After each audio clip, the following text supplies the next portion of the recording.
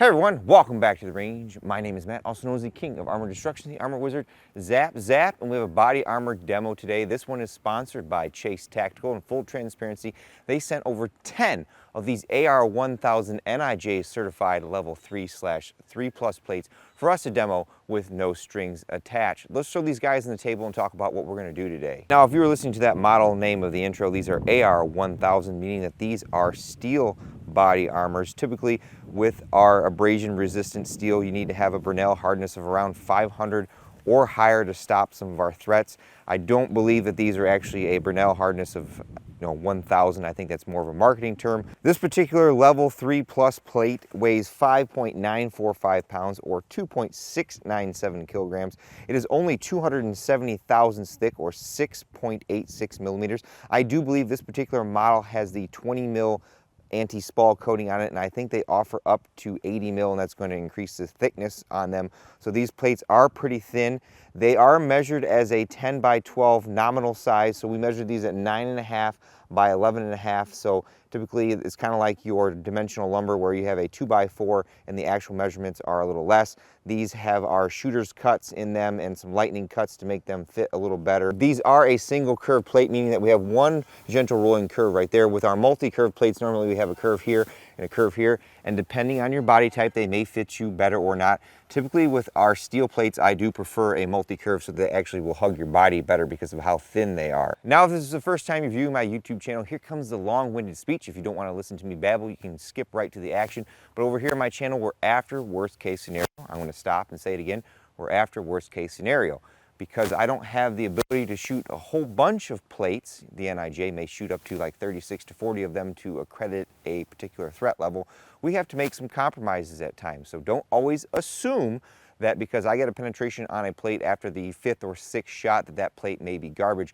I'm just trying to spread my dollars as much as possible. Since this is rifle armor, we shoot at 45 feet. We also shoot at 0 degrees. Again, that is worst case scenario. Any oblique angles only makes the bullet have to travel through more of that material. We use a giant clay briefcase filled with Roma-Plastilina, #1 clay from Chavant, and that is the same clay that the NIJ uses, except that they're in an environmental chamber. They heat the clay up to 100 degrees. They have a 2.5-inch ball that they drop at 6 feet in a bunch of different areas, and they measure the dimple, and that's how they certify that the clay will give them accurate representations. It's 50 degrees outside here in my woods, and we can't do that, so we're looking at a representation of what backface could be. Typically, when we've tested steel in the past, it doesn't show localized backface as much as our ceramic core body armor does. But if we see something like 50 to 60 millimeters in my clay with a 5.56 shot on this, that likely would be failing in the NIJ's eyes. And it's like a giant 80-pound device to put the body armor up against so that it's not swaying fore and aft and creating any different types of angles or anything. As I mentioned, this body armor is steel core, meaning that it is solid through and through steel. There is no polyethylene, Kevlar backer, or a ceramic strike face, meaning that we do not have to drop it on its face 2 times as a preconditioning test. We use a chronograph whenever possible. We have a Pro Chronopal Digital DLX as well as a Garmin 0C1. A big thank you to Bass Pro Shops. They sent that out a little while ago for us to demo, and it's been a godsend to have 2 of those data points in case one or the other fails, because we need to know the velocity of some of these rounds. As I mentioned, this is an NIJ certified level 3 plate, so you'll see that little Starburst logo on the back, meaning that it has been shot 6 times with our M80 ball at 2780 feet per second plus or minus 30. If we're going to use M193 to see the upper limits of this plate, we need to know at what velocity that this plate can stop M193 at, because the new NIJ 07 RF1 and 2 rating has M193 at 3250 feet per second plus or minus 30. As I mentioned, it's only around 50 degrees outside, but we have been heating our backing clay in our igloo down there for a little while, so we should see a representation of what backface could be for at least a few shots before the clay starts to get cold. And finally, we put a spreadsheet here at the beginning and the end, and we kind of foreshadow all the threats that we're going to shoot at it. In the end, we mark our velocities and our penetrations, and we do a teardown. Well, we're not really going to do a teardown for this particular plate because there's nothing inside but our steel, but we can take a look at how well our rhino lining coating will hold up against fragmentation. I do want to remind everyone that I'm not an NIJ lab, so if you see a threat stopped or penetrated, you should always defer to the manufacturer to produce accredited, recent, and frequent lab results showing that these threats are stopped. Since again, this is an NIJ certified level 3 plate, there is what's called a fit test, meaning that the NIJ will come into Highcom's facility and grab a pair of these plates and then send them off to a lab and have them shot to make sure that they stop those threats. I do believe there's some other logistics proving out that has to happen, but I don't think that's a requirement on the fit. There's a whole back-end discussion about that, but we're not going to get into that today. And on the flip side, if you're the manufacturer and you see me stop some kind of insane threat at your plate, you should send it off to the lab and have that added as a special rifle threat to your panel. I do want to add one little thought before we get into our testing. Last time we tested the Highcom 4AS4 plate from Chase Tactical. They came from Tactical Shit. That's where these ones are available through as well. I do have an affiliate link from them, but because they sell all kinds of different things, I can't put that in the description below. Again, I'm not trying to push sales your guys' way, just offering that as a thank you. But there were a lot of other online vendors who were trying to say that that particular 4AS4 plate wasn't the same plate that they were selling at, 2 to 3 times the cost. In reality, they are. Highcom is the manufacturer of all these plates, and they're exactly the same thing that any other online vendor sells. So if an online vendor is selling you these AR1000 plates for $100 or $150, there's no reason for you to buy them from them when you can get them for like 60 bucks, I think is what these are on sale for. Plate number 1 is strapped in and ready to go. Since we have 10 of these plates, we're going to try to move through them very fast because the last test was a half hour. But I have a workflow that I've designed to show that these plates are fully capable of doing everything that they're supposed to do, and then some before we get too mean to it. So we're going to start plate number 1 off right with our level 3 NIJ threat. That's our M80 ball, 145, 150 grain full metal jacket. These particular rounds are from Winchester. It's surplus. This one has a bimetal jacket. You can see our little magnet that tracks that jacket there. We've got a 22-inch TC compass here, so we should see very close to 2780 feet per second on this. 2798.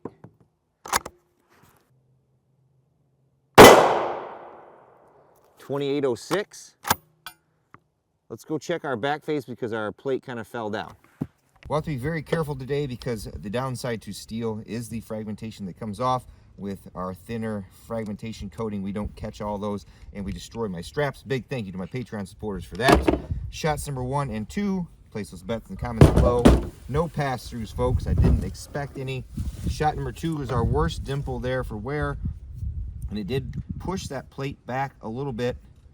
We're looking right around 37 millimeters. The first shot, I don't even see a dimple on there. It did push it back right around 10 millimeters. As I mentioned, this is an NIJ certified plate, so it should do its job there. Let's finish this one off with those other 3 hits and move on. 2798 per the Garmin. Smoked a strap. 2796. No. That one was almost 100 feet per second over spec. 2783, right in spec. Plate number 2 is ready to go. We're going to stick with our M80 ball test, but we're going to increase the shots to 8 on this particular plate. That's a lot of muzzle energy. Plate number 1 seemed to do that just fine. We're losing straps, so hopefully we have enough for all 10 plates today. Right at the top. And we'll go right next to it.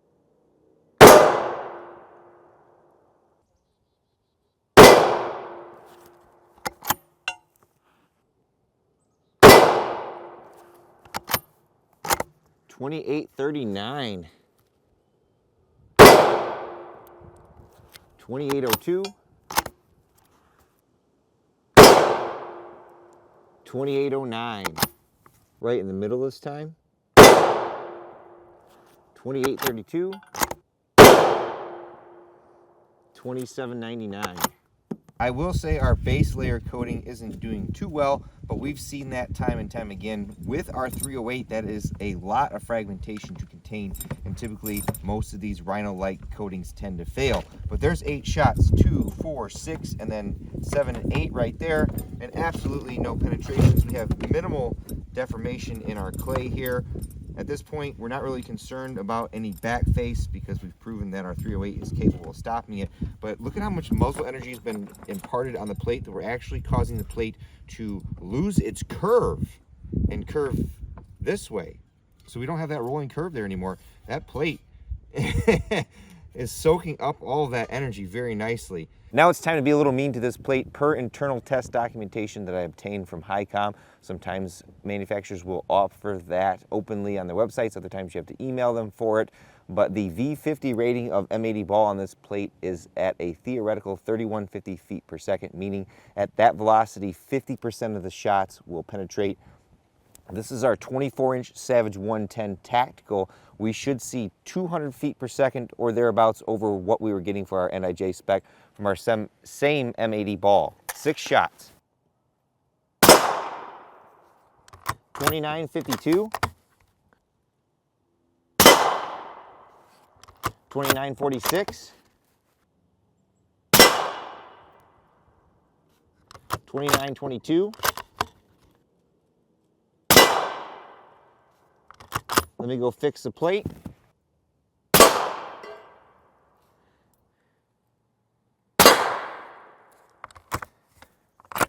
$29.43. Easy enough. 6 shots. 1, 2, 3, 4, 5, and 6. You can see that there are no penetrations, and to confirm, helper hand. Back face, very, very minimal on this. Although we had to switch to our rubber strap because it's killing all of our equipment. Again, that's the downside to testing steel, is that fragmentation comes off to the side versus ceramic that breaks up the projectile, and then the backing material catches it. As you can see, we've lost our curvature and we're creating our own curve on there, but that's impressive.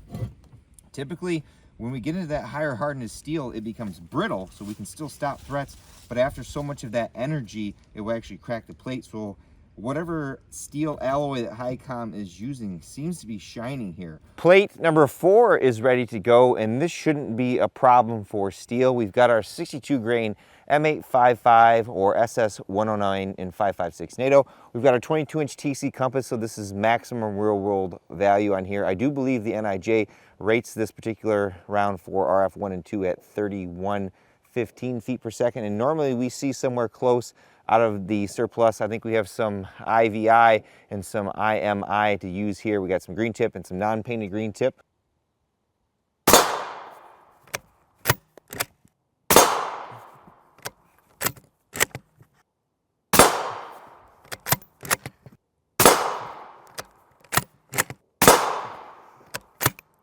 $30.90 off that one.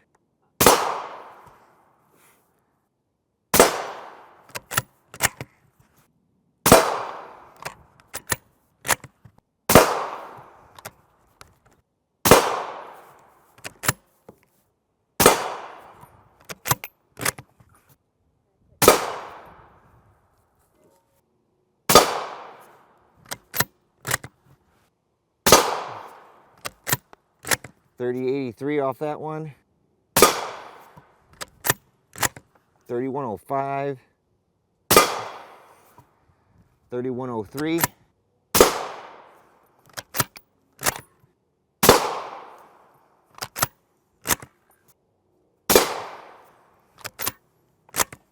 $31.04.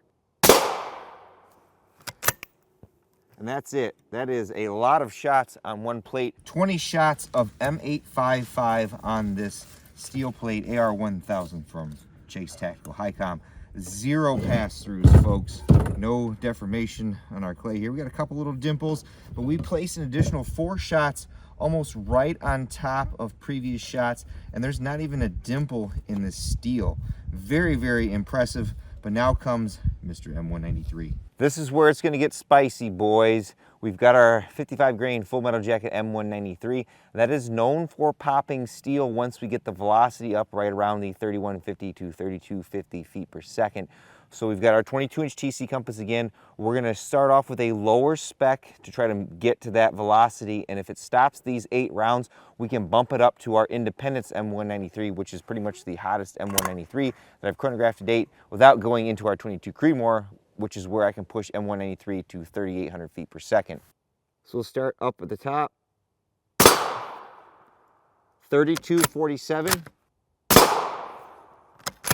3299, 3336. This is being a little faster than I wanted it to be, folks, but why not? 3307, 3279, 3305, 3277, 3317.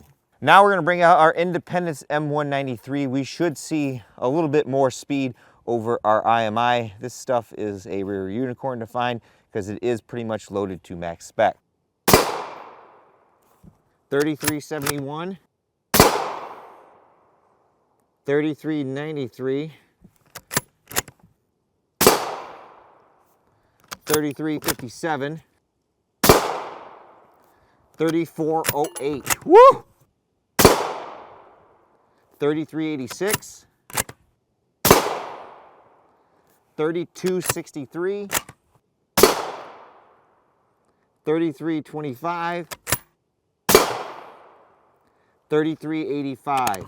Our final 8 shots of our M193 Independence, number 1, 2, 3, 4, 5, 6, 7, and 8. Help her hand place those bets in the comments below. R.A.N.G.E. We have some penetrations.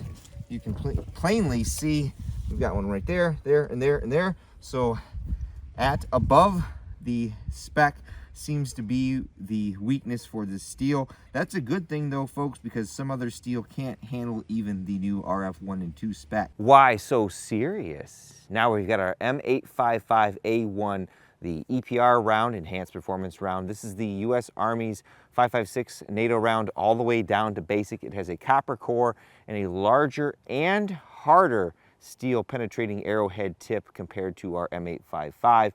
Normally, I think the spec calls from anywhere from 49 to 60 RHC, and every time I tested, it's in the upper threshold, right around 50 to 60. We're gonna start off with a 10.5 inch, then we've got a 16, and if it stops that, we would go right up to the 22 inch. In the past, steel has been pretty weak to this, depending on, again, how hard it is. 2633, 2646, 2687. To foreshadow, let's go up to our 16 inch. This is our Springfield Hellion. 2966. 3020. 3010. 2999. Well, folks, it looks like we're gonna have to bring out the 22 inch with our M855A1. 3146, 3114, 3136. I guess the one advantage of having all these plates is we can segregate these shots by type, but our M855A1 from the 10.5 inch, then the 16 is where we finally saw a penetration right there. It looks like it tried really, really hard, and then our 22 inch poked 3 holes in it. So I would say for this particular design, R.A.N.G.E, there are pass-throughs there. The clay is smoking. We probably need a 14.5 inch velocity-wise to stop that, and or again, real-world range. These plates would likely be fine against M855A1, mainly because we're stopping them from the 16 inch. Had those poked through on the 10.5 inch, that might have been a little scary. But this steel, whatever it is, great job, Highcom. It is holding up rather well. Again, our fragmentation mitigation coating is not doing too well, but it is just the base layer. Plate number 7 is strapped in and ready to go, and I didn't want to leave our Russian caliber friends out. This is our 545 by 39 millimeters. I have 3 flavors here. We have our 7N6, that's our 52 grain full metal jacket with a mild steel core. Then we have 7N6M, that's the middle one here.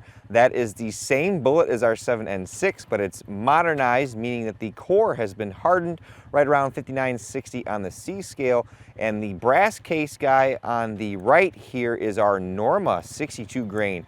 Has a steel penetrator in it. I think it's pretty much the SS109 or M855 penetrator, just designed slightly different to meet that profile for the 545 bullet. I did pick that up from War Pig Armory when he had that. A big thank you to him for having that available. I do have a discount code on his website, and that's where I pick up all of my M855A1. Hopefully YouTube won't get mad at me for saying that. This is an SSG 82. This has a 23 3/4 inch barrel. Our little buddy Deacon will be taking these shots.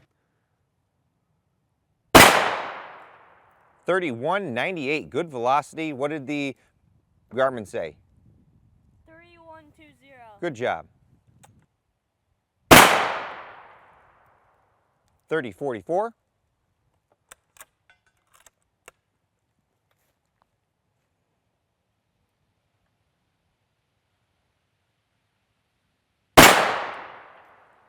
3173.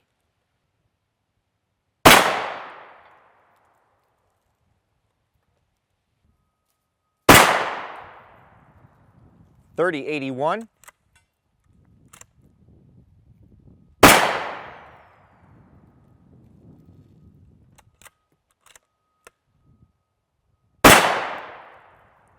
3126.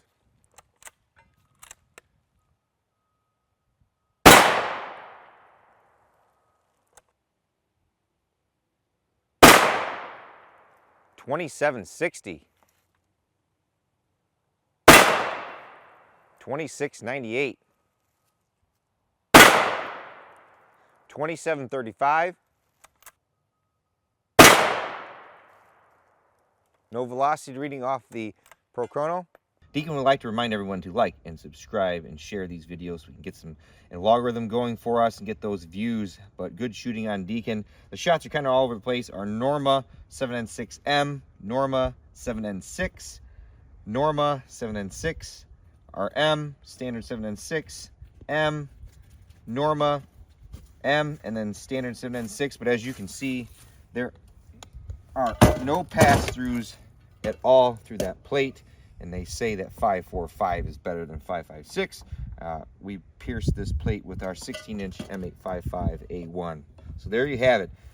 Built for our 545, at least our steel core threats. Now they do have a lot better steel core threats now, but I don't have any access to those. Now we get into some really obscure threats.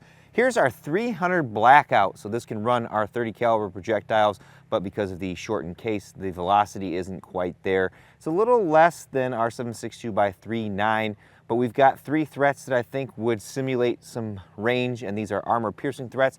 We've got our M2 armor piercing. That's 165 grain full metal jacket. It's what the NIJ rates level 4 at, but it's 2880 feet per second. I think we're right around 1600. We've got our P80 black tip. So that's a revised armor piercing round. Not as good as M2 armor piercing in my opinion. Then we've got our M80 A1 EPR, enhanced performance round. This is the ball round that replaced M80 in 7.62 NATO. It's 130 grains, copper core, hardened steel penetrating tip. We've got a 10.5 inch SBR here.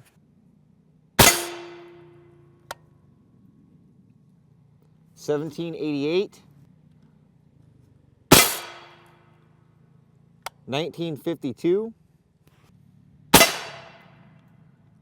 2135 on the EPR. Now it's time to step up to our new hotness. This is our Sig Sauer 6.8 by 51 millimeters or 277 Fury. I think the M7 or XM7 is the official designation for the U.S. Army's rifle. That has a 13-inch barrel. This is the civilian version. It has a 16-inch barrel. We have their suppressor up front as well as the SMS laser module here. We're testing that to see if we can break it from the recoil. This is our 113 grain reduced range ammunition. It's a copper bullet, and it is not reduced pressure. It is reduced range, meaning that it's supposed to be less harmful to their steel targets. And when we've tested this in the past, we've seen speeds of right around, I think, 3,150 feet per second or faster. So we'll see how this does. We're going to put this one right up top. 3218. And we'll go to the right. 3222. Well, I guess to foreshadow a little bit, we got to step up our game. I don't know what this is going to do. This is probably the first time anybody's seen this on camera. This is our XM1186 or general purpose round. This is effectively our 6.8 EPR. Now, from what I understand, this is a Gen 1 variant. They weren't known for their accuracy, and I think SIG has patented a revised replacement. I don't know anything about that. It's been pretty hush-hush. This was very hard to get. We'll take 2 shots to this. I have put an additional plate behind it because I kind of feel like this is going to go through. 3118. 3127. M2AP in our 300 blackout was right there, then the P80 black tip, then the M80A1. As you can see, there are no pass-throughs there. We took our 2 shots of our RRA right there. Again, no pass-throughs, but here was our XM1186, and you can see there are 2 clean holes through there. Now, the good question is whether it went through the second plate or not. No, it did not. Got a little bit of a dimple there, but otherwise stopped. This is something that I don't like to do because the hit probability goes way down, but we're at 100 yards and we're going to take 2 shots of our 1186 GP round and 2 shots of M2 armor piercing to see what that extended range will do. I'm not sure if we can hit this. We were pretty close, but that's why I don't like to do it. 3110. 3121. Those are 2 solid hits on the plate. Now we've got our 24-inch Bear Creek Arsenal BC8, and these are NIJ spec loads. We've been testing them, and we're getting very close to 2880 feet per second. Not sure why this thing likes to jam like that. 2851. 2878. So those are all within spec. Obviously, after 100 yards, it's lost some velocity. This is the downside of at range, is hit probability goes way down because some of those rounds are not super accurate at that distance. But our 6.8 rounds, number 1, and then number 2, you can see those didn't go through. Shots of our M2AP were right there. Now, those are a fair hit, but that's definitely not a fair hit. And you can see the downside of the brittleness of some of this steel is it is cracked. And both of these rounds penetrated. We have a hole on the back side there. That one, it actually worked to stop. Now here's a cool part. Here is one of the backing plates that we threw up against it, and that's where it impacted there, and it broke the plate, but it stopped it. So if you need to stop M2 armor piercing at range, you're going to need 3 of these plates. Well, Highcom, color me impressed. I'm never one to really like our steel body armor, mainly because of its shortcomings with fragmentation and its ability to stop M193. But pretty much every threat that we threw at this thing outside of our AP threats, it was able to handle with no issue.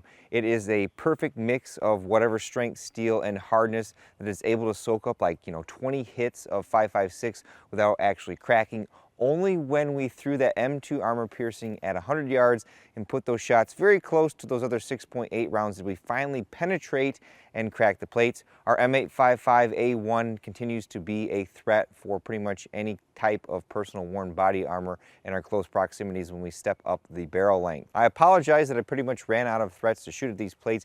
I didn't think I would need our M80A1, so I didn't bring it today, but after our 6.8 was able to penetrate, I kind of want to know if that will or not. But after we stepped out to 100 yards, both of those rounds were stopped. That means I need to get my hands on the special purpose version of the 6.8, but I imagine that's going to be very hard to come by. With all that being said, it's time for me to get the heck out of here. But at the end of all my videos, I take a moment to thank all those who help make these possible, because there's a lot that goes into them, especially when we shoot a lot of plates. Number 1 is my family. Deacon did some shooting today. Amy did a lot of help as well. She's running the B-roll camera. A big thumbs up to her. Number 2 are my Patreon, Subscribestar, and YouTube channel members. I have a campsite in the description below. There are varying different tracking links or discount affiliate codes in there that effectively earn me a sales commission. They cost you nothing, and what I do with that is I put it right back in the channel. Those 6.8 rounds from War Pig Armory were not cheap to pick up, but it's good to have that data. Number 3 are the fine gentlemen over at Chase Tactical. Again, in full transparency, sent us those Highcom AR1000 plates to destroy with no strings attached. Number 4 are Tactical Shit. Again, they are the ones who have the exclusive super cheap deal on these. Customer service wise, that's up to you to decide, but these seem to be shipping a lot faster than the 4AS4 plates were. And of course, number 5 is you all for watching. Until next time, I'll catch you at the range.